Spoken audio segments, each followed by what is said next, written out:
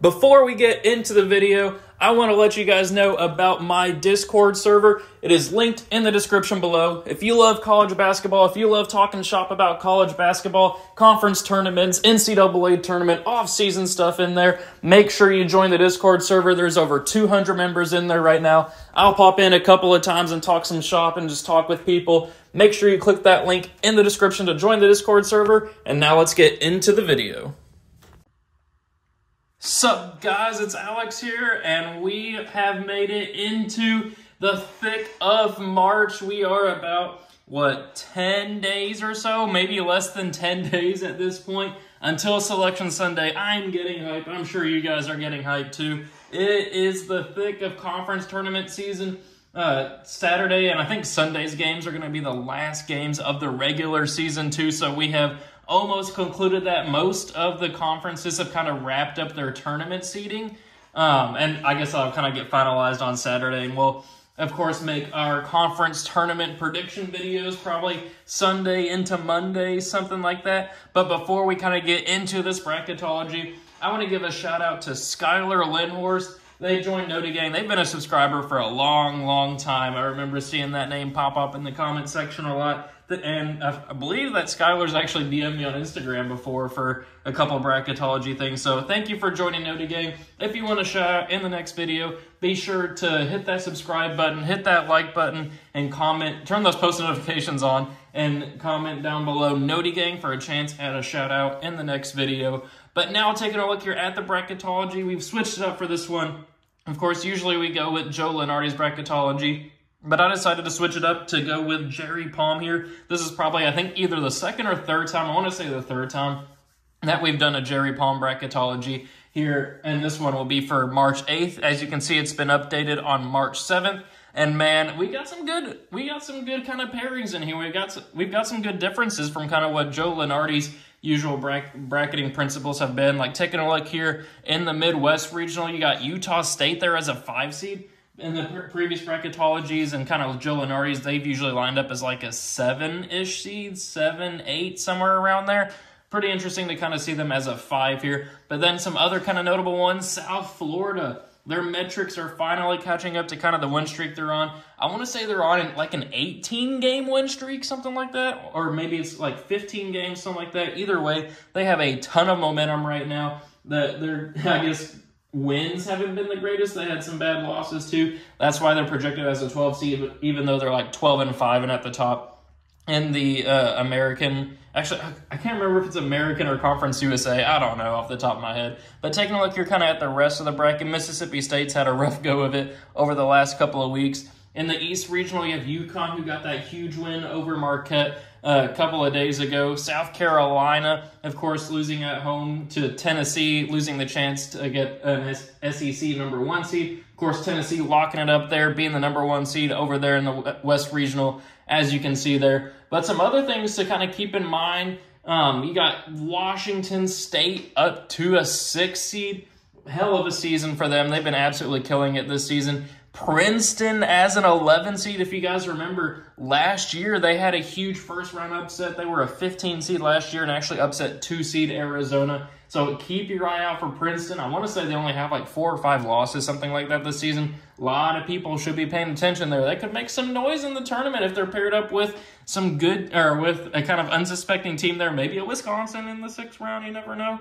But kind of taking a look here at the West and the South, Boise State lost a big opportunity at home to beat Nevada earlier in the week. You can see Nevada's a 7 seed, Boise State's an 8. Those two might have been flipped had Boise State won that game.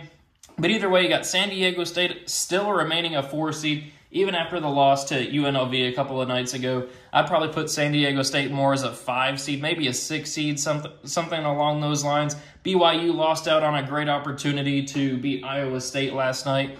They had a double-digit lead against Iowa State, or actually that was 2 nights ago, but they just couldn't hang on. Iowa State came back and won me some monies in the betting market, you know what I'm saying? They finished 18-0, I believe, at home this season, so congratulations to the Cyclones, and congratulations to their fans for that too. But then taking a look here over at the South Regional, you got Gonzaga now safely in the tournament as an 8 seed. If you guys remember kind of when we were in the January timeline, it was a question of if Gonzaga was even going to make the tournament. Even into probably like mid-February, they were still on the bubble. But then they got that win at Kentucky. Then they've beaten St. Mary's. Then they've beaten San Francisco. They're safely in right now for a 25th straight year. Then you got Alabama as a 4 seed there. One thing to keep in mind, if Alabama and Kentucky were to win those first-round matchups there, I feel like in the bracketing principles, teams from the same conference can't play until you get to the Sweet 16. Maybe I'm wrong on that, but I feel like that's one of the bracketing principles. I don't know why Kentucky and Alabama here would be kind of paired up together in the same pod there, but maybe I'm just thinking it wrong, but that's something that just popped in my head. But then kind of taking a look here at the bubble. Last 4 in are Utah, New Mexico, Colorado, and Seton Hall. First 4 out are St. John's, Iowa, Villanova, and Pittsburgh. Of course, a couple of nights ago, you had Seton Hall and Villanova playing each other. That basically kind of was a play-in game for the tournament at this point. Seton Hall won that one by 10. As you can see on the bubble here, you had Seton Hall as the last team in, Villanova as the 3rd team out. If you had to take a look here at the bubble, some things I'd probably switch around. I would maybe take out Utah and put in maybe Villanova or Iowa. I still don't believe in St. John's. Still don't really believe in Pittsburgh either. But I do think that Villanova or Iowa is probably deserving of a tournament spot there too. But as you guys know, every time, we've kind of gone through the bracketology here, but every time that we do a bracketology, I think what kind of separates my YouTube channel from the others is I go to, and keep this in mind, I get tons and tons of comments every single video about how to do this bracket. And of course, it's the people that aren't watching the video. They just skip to the end to see who ended up picking as my champion. If you're watching at this point in the video, this is why I probably should be responding to people in the comment section below, or in the comment section. But if you go to vertex42.com, vertex42.com, they have a ton of different Excel kind of templates for different stuff. But one of those is a tournament bracket here. I just download that file, fill out these teams for kind of how they line up in the bracketology, and then it automatically kind of picks the teams moving forward, which you'll kind of see here in a second. But of course, for these bracketologies, I go region by region, but then for the actual NCAA tournament itself, of course, we'll go round by round. So we'll kick it off here with the top left, finally 7 minutes into the video. I know you guys have just been listening to me rambling about my thoughts for the pairings and stuff. It's been a week since we last talked. Maybe over the next next week, I'll be doing all the tournament prediction videos, and of course, I'll be doing some bracketologies more frequently. But now let's go ahead and get into our predictions. Up first, obviously, you'll have Purdue beating the winner of Grambling, and I don't even remember. I think that's Central Connecticut, maybe. Either way, Purdue's going to win that matchup there. Then we're going to have 8 seed Dayton moving on past Oklahoma. Dayton's a team that's been falling lately. They were a 4 or 5 seed maybe about a month ago. Now they're on the 8 line. Utah State, I do think, will be able to end South Florida's run there and move on. McNeese is one of my favorite sleeper teams. I just don't like the matchup there with Auburn. I think Auburn handles that one. Wisconsin's one of the teams kind of like Oklahoma that I just don't believe in this year. But I don't, as I mentioned earlier, I don't believe in Utah. New Mexico, I don't think would win that matchup either. This may be the only time you see me moving Wisconsin forward, but they get the win here. We're going to go with Creighton moving on past Vermont, Colorado State beating Mississippi State, and Baylor beating the Fighting Toothpaste of Colgate. So you guys see, I don't have any upsets here in this first round, but keep your eyes peeled. Those will be coming in the rest of the tournament. I just don't see an upset happening over here. Obviously, there will be some, but right now I just don't see it happening. Then we're going to go with Purdue here, moving on past Dayton, Auburn handling business there against Utah State, Creighton moving on past Wisconsin, and then Baylor moving on past Colorado State. Then for a spot in the Elite Eight, I think in the last video I had Auburn moving on past Purdue. This time I'm going to switch it back around and go with Purdue here moving on past Auburn. Then we're going to go with Creighton moving on past Baylor. I think this would be a fantastic matchup here. Creighton and Baylor both have a ton of momentum right now, both playing fantastic basketball. But I think that Creighton, with their offense, will kind of move back on to the Elite Eight, where last year they were in this kind of same place here, in the same actual bracket with San Diego State that they ended up losing to. But then here, for a spot in the Final Four, Purdue versus Creighton, I think the experience and size of Purdue, they'll finally break through and make it to the Final Four. So now we move on over here to the top right regional. We're going to have UConn moving on past Quinnipiac. Then we're going to go with TCU pulling off a slight 9-8 upset over Florida Atlantic.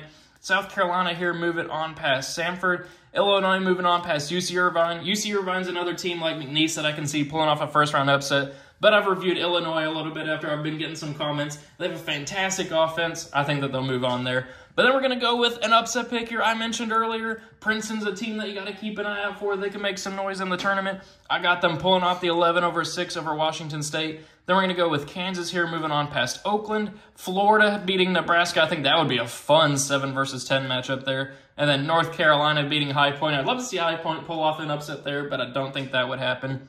For a spot in the Sweet 16, we're going to go with UConn here, moving on past TCU. Illinois moving on past South Carolina, though props to South Carolina for getting a 5 seed in this tournament. I want to say they were picked last in the SEC poll this year, so even getting a 5 seed is incredible. Heck, even making the tournament's incredible. Losing in the second round to an Illinois team is nothing to be ashamed of. But then I'm actually going to go with a huge upset pick here and go with Princeton to beat Kansas again. Kansas ended up losing to Baylor last weekend, which, I mean, there's no shame in the game in losing to Baylor. But this Kansas team just feels like something is missing. In the last video, I had assumed that Kevin McCullough was going to be out for the season. I mean, that was the information I had when I made the video. But he's already back. Crazy news. But you got to have some upsets here in the NCAA tournament. I got Princeton pulling off the 11-3 over Kansas. Then we're going to have North Carolina here moving on past Florida. Then for a spot here in the Elite Eight, UConn versus Illinois. I'm going to have UConn winning that matchup there, though I could see Illinois in their offense pulling off an upset. Princeton versus North Carolina. As much as I'd love to see Princeton moving on to the Elite Eight, I don't see it happening there. I have UConn and North Carolina here matching up in the Elite Eight, where I will go with UConn. I think this will be a team. Actually, no, I'm switching it up. I'm switching it up here live. You can kind of hear my thoughts change right there. Both teams hella experienced. UConn, the defending national champions. UNC, 2 years ago, they were the runner-up in the NCAA tournament. I think RJ Davis and Baycott will move North Carolina here on to the Final Four. So now we'll move on here to the bottom right regional. Houston moving on past Little Rock. Then we're going to go with Gonzaga moving on past Michigan State. Kentucky handling business against Richmond. Then we're going to go with an upset pick here and go with Appalachian State moving on past Alabama. I think Alabama could definitely be one of those teams that makes a run out of like a 4 or 5 line to the Final Four. But Appalachian State's another team kind of like with Princeton, with McNeese, with UC Irvine, that I feel like one of those sleeper teams that could make a run. Then we're going to go with Indiana State pulling off the 11-6 upset over Texas Tech. Duke moving on past Akron. Northwestern pulling off the 10-7 over St. Mary's, and then Marquette handling business against South Dakota State. So we got some craziness happening over here in the bottom right regional. For a spot in the Sweet 16, we do have Houston, though, moving on past Gonzaga. Kentucky moving on past Appalachian State. Duke handling business against Indiana State. Of course, Kyle Filipowski, after that whole Wake Forest incident, he's miraculously back. And then Northwestern will lose to Marquette. So for a spot in the Elite Eight, I got Kentucky moving on past Houston. Kentucky's defense has finally started to improve over the last month or so, and I think that their offense is just going to overpower LJ Cryer and Houston for a spot there in the Elite Eight, where they will face the Duke Blue Devils, who will beat Tyler Kolek and Marquette, which that's one thing to kind of keep in mind too. Tyler Kolek is out for the rest of the regular season. They haven't announced if he's going to be back in time for the conference tournament, but that's something to keep an eye on. If he is out for Marquette, I'd probably have them maybe making it to the Sweet 16, but probably not advancing too much further from there, which sets up a blue blood battle here of Kentucky and Duke. I got Kentucky making the Final Four with how they've been playing lately. They have a huge matchup on the road against Tennessee. That'll be a litmus test to see if they can hang with the top teams in the nation on Saturday, which is tomorrow. So be very interesting to see what happens there. So now we'll move on here to the last regional. Tennessee will move on past the winner of Stetson and Norfolk State. Then we're going to go with Texas, moving on past Boise State. Texas has been playing very good basketball lately. They lost to Baylor earlier this week, but they've been impressing me over the last little bit. Then we're going to go with 12-seed Grand Canyon. Bryce Drew's squad pulling off the 12-5. They're another one of those mid-major teams, the 12-13 line that I can see making an upset bid. San Diego State here will move on past Louisiana Tech. Clemson will beat the winner of Colorado and Seton Hall, which I think would be Colorado. Iowa State will move on past Charleston. Virginia doesn't belong in the tournament, in my opinion. I should have brought that up during the actual bracket portion of the video. And then we're going to have Arizona here moving on past Eastern Washington. Then for a spot in the Sweet 16, in a battle of the orange teams right there that start with T. Oh, that's also Rick Barnes's kind of revenge game here. Tennessee versus Texas. I didn't even notice that when I was kind of prepping for the video. We are going to have Tennessee winning that one for obvious reasons. Grand Canyon pulling off the 12-4 upset. San Diego State is kind of ripe for an upset as what happened with UNLV there. I think Grand Canyon can make some noise there and advance on to the Sweet 16, which means that both Princeton and Grand Canyon here in the Sweet 16 as double-digit seeds. Iowa State will move on past Clemson, and then Arizona will move on past Nevada. Then for a spot in the Elite Eight, I'd love to see the Antelopes of Grand Canyon keep their magical Cinderella run going, but I think they will fall to Tennessee there, which then we have Iowa State versus Arizona. I just believe in Iowa State a lot this season. I think that they'll move on. Nothing against Arizona there. They've been playing pretty good too, but making it to the Elite Eight is a tough task. I don't know if Arizona's up for it. I mean, they got the talent. They got Caleb Love, obviously. But Iowa State has also been, I think, playing some of the best basketball in the nation over the last month or so, which sets up a fun matchup here, a 1 versus 3 of Tennessee versus Iowa State. Could easily see Iowa State moving on there. But I'm going to go with the #1 seed in the SEC in the Tennessee Volunteers with potential player of the year contender in Dalton Knecht, which sets up a Final Four here of 2 1 seeds, a 2 seed, and a 5 seed in Kentucky. So we got some pretty interesting kind of seeds here in the Final Four for a spot in the national championship game. Probably the top 2 players in the nation this season in Zach Edey versus Dalton Knecht. I got Purdue advancing on there to the national title game. Then over here, we got Baycott/RJ Davis against Antonio Reeves and Rob Dillingham. So we got a lot of stars here in the Final Four. Stars get you to the Final Four. Kentucky versus North Carolina. As much as I want to pick my Kentucky Wildcats to move on, I think you got to go with the Tar Heels there. These 2 teams played earlier in the season. Kentucky ended up winning that game, but I think that North Carolina will not lose twice to Kentucky. I think that they move on there, which sets up Purdue versus North Carolina in the championship game. That would be that'd be a pretty interesting thing.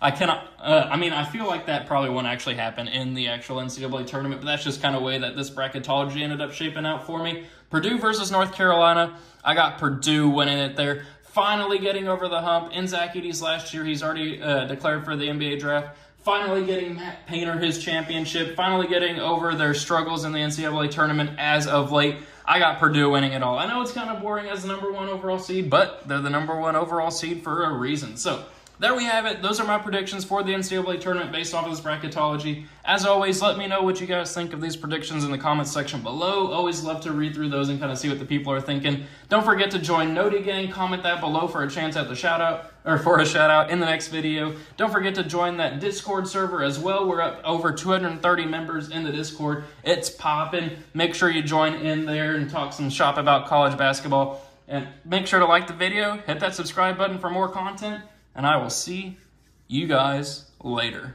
Thanks for watching.